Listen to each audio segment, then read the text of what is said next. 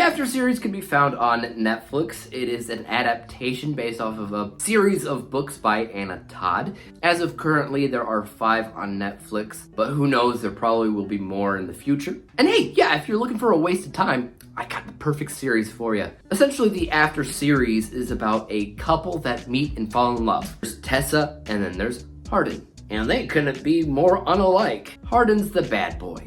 You know, because we all know that when it comes down to romance films, in particular with younger people, bad boys is where it's at. Especially those kind of bad boys that have tattoos all over that look like garbage, and it's on a body that's, you know, thin as a twig, and he's got a baby face.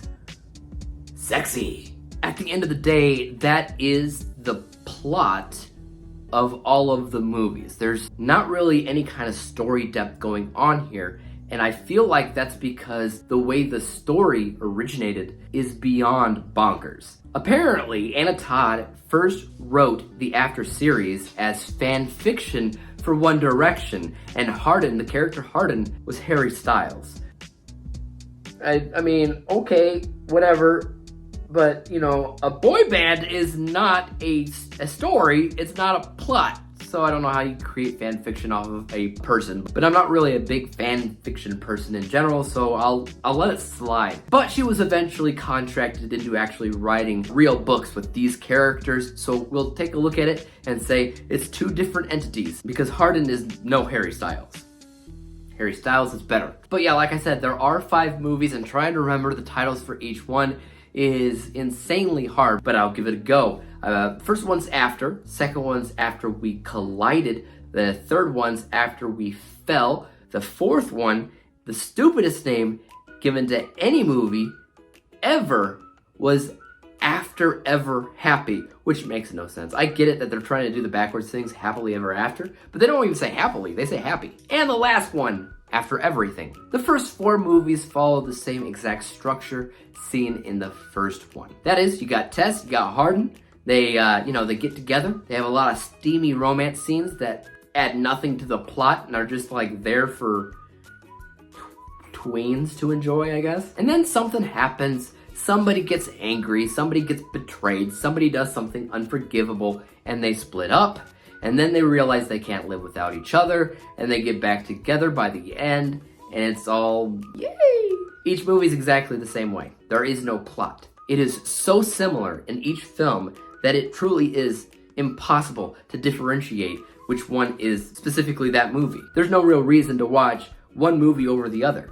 They're all the same. And to be honest with you, it's almost like they attempted and succeeded multiple times to be as trope heavy as humanly possible, because every trope in the romance game is in all of these films several times over. Now, the only exception on how these movies are similar is the last one. After Everything changes the game slightly, but not in the best way. The main difference in After Everything is that you got Hardin there, who is he is all sorts of heartbroken. He is in love with Tessa, but in the last film, he did something unforgivable and she left. So he's moping around the entire film. You know, he's looking at himself in the mirror, and he's gonna make a change.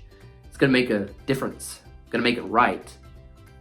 But the thing about that 5th movie is that Tessa's not really in it, at least not until the tail end of the film. It's mostly just Hardin. He meets another girl in the film, somebody from his past, somebody who clearly has a thing for him, but he really is still in love with Tessa, so, you know, he kind of has to be careful there. But at the end of the day, that actually kind of makes it worse, because if there was one thing that you could count on the series to do, is to have these 2 main leads. Why? Because the rest of the series kept recasting people. I'm not even kidding. They recast the parents like 3 times. I don't know what they were doing. And they barely even attempted to explain this to the audience. They're just like, oh, hey, mom, or whatever. And you're like, you were watching this character for like 30 minutes trying to figure out who they were. Whenever I watch a romance film, I try to find out what they are willing to do for love. And people give Nicholas Sparks a lot of crap for his films, and yeah, they're really tacky, they are very corny, and they are what they are. But at least he does answer the question 9 times out of 10, what would you be willing to do for love? And that's the one thing that changes slightly in each of his stories. Anna Todd's story here with the After series, I'm not understanding. It feels as bland and as simplistic as humanly possible. There's nothing about it that is memorable. To be completely honest with you, I started rating these movies. I rated the first one, and then I rated the second one. But I'll tell you what, they just keep getting lower in score because there's no reason to watch them. And you need a reason to watch something in order for a score to be anything good. And I'll tell you what, the best score that I gave any of these films was in like the 50 percentile range, and then it just kind of went down from there. I did not score the third, fourth, or fifth film. I just watched it. And I'm just talking to you about it right now because, to be honest with you, it's stupid. It's stupid. I'll tell you exactly what this is. This is 50 Shades of Grey for tweens. 50 Shades of Grey also started out as a fan fiction story. However, I think it was based off of Twilight, which, I mean, say what you will about Twilight, but at least it did have a story. And I'll also say that Twilight was made better. Sue me.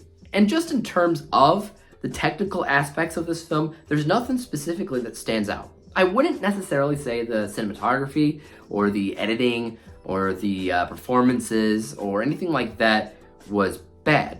A lot of that felt incredibly safe. They knew what they needed to do in order for it to look semi-professional, or at least passable. And that's exactly what this film is from beginning to end. Each one, passable. I just have a hard time understanding how it got 5 movies.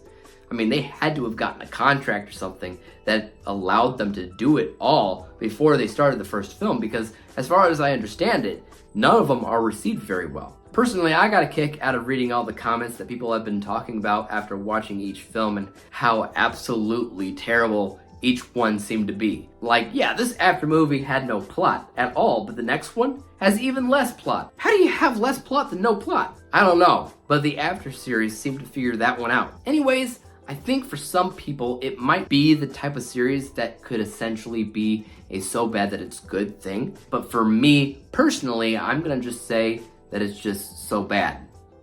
Anyways, thanks for tuning in. You guys know what to do. Hit the like, subscribe button, and bell to be notified when I come out with my next video. And until then, peace out.